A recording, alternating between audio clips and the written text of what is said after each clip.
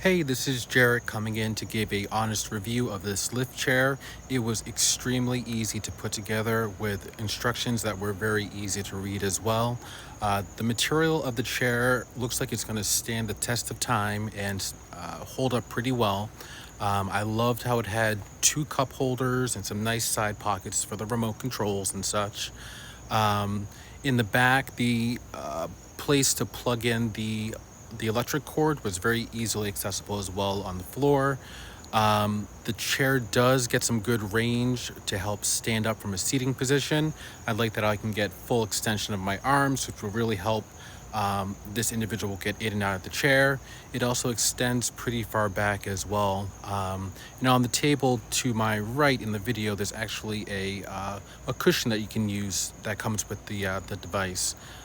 Here are the pockets as well, and it does also have USB ports on the side so that this individual can use their phone and charge it at the same time. The remote's great, it lights up, and I hope you enjoy the chair.